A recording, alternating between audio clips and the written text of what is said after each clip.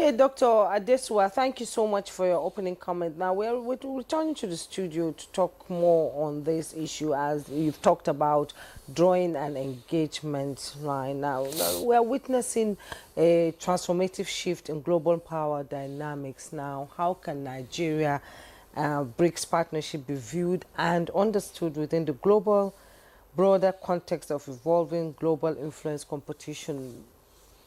You are ambassadors, you know all about these bilateral engagements, and how do we begin as Nigerians to view and understand this partnership that Nigeria is going into with BRICS? Ambassador Keshi. I think for me again, there are a couple of things we need to understand that for us to benefit, we need to do a lot of work more internally.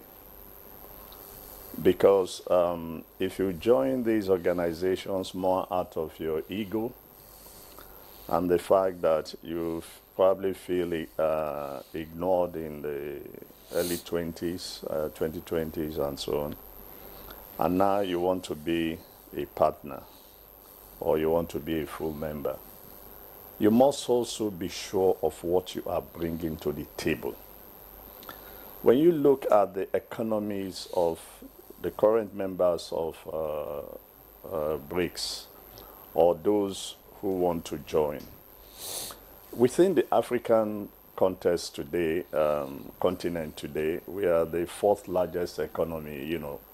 Maybe our rebasement may, put up above that. But the responsibility we have is to understand that if we are going to trade with these partners, we will need to do more internally. That's develop. Can you specify here? No, we need to develop other segment of our economy so that we have something we can trade with, because we are talking all about trading. We are also talking all about investment. And that's why I keep saying that, look, already we are gaining a lot. For example, when you look at the Nigerian situation today, China, Japan, Korea, and India, they have the largest foreign companies in this country. We do a lot of trade. I think aircraft, I guess most of Airpeace planes are from Brazil. So we already benefited. Okay? So the question therefore is, in all these countries, what exactly are we exporting?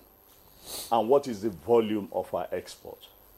So for us to be able to trade, we need to do more internally so that we increase the volume of our trade with all these countries, and beginning with even the continent itself.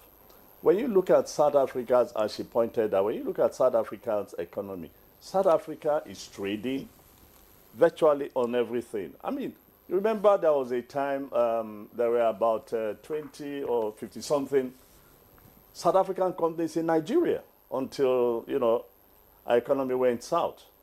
ShopRite is, for example, their poster boy in this country, for example.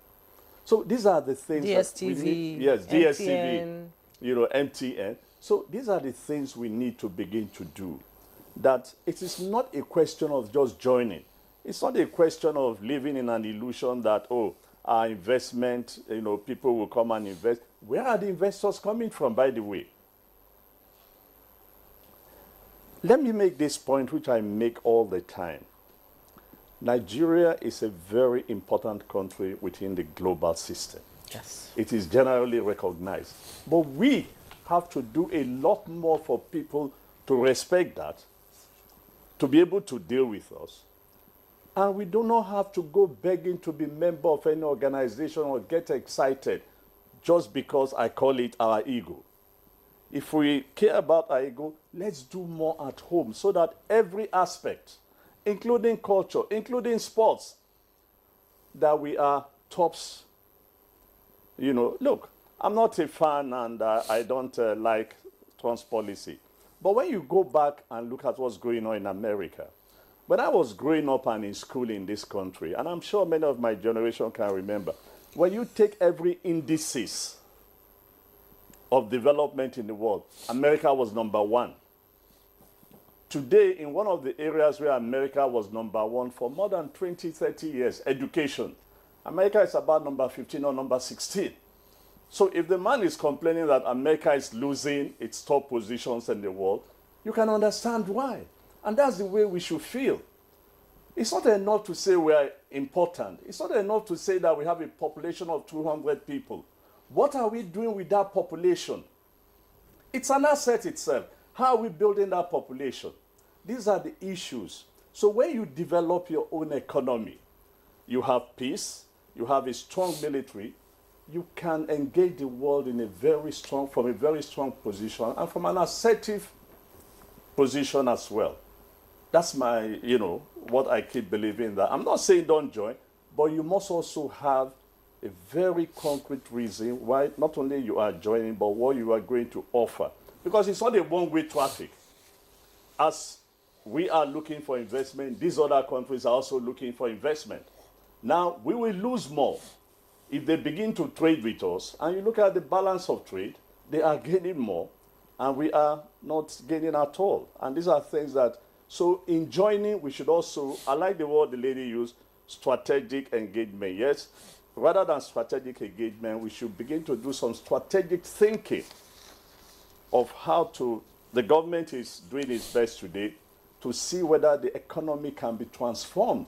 And by the way, let's not forget, the same Jim O'Neill was the one who also predicted in the year 2000 or something like that, that by 2020, Nigeria should become one of the 15, by year 2025, Nigeria will become one of the 20 largest economy in the world. We've not made it.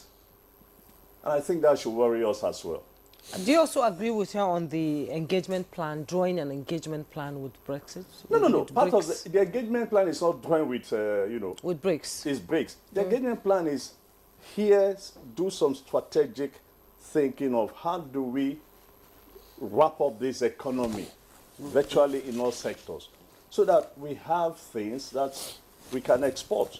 Yes, he pointed out Dangote is exporting refined oil today. We need to do more in the agri sector. And in all these sectors, agri, for example, there are many areas you can look at. And you begin to wonder why we are not wrapping up agriculture. Once upon a time, we were the largest producers of oil palm. And granules. Think of what could have become if we had developed our rubber. In 2029, one of the founders of GTB, what's his name again? Advised.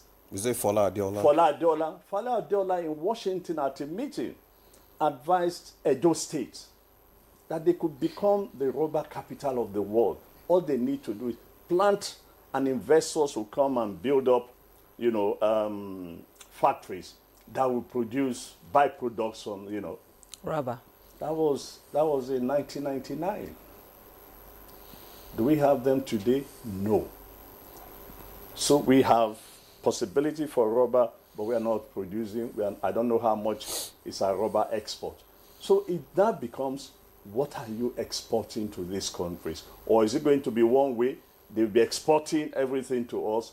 We will not be exporting, or we have nothing to export. So I'm saying we need to do more critical work, and urgently too, so that we do not just go and become members for the sake of becoming members. Okay.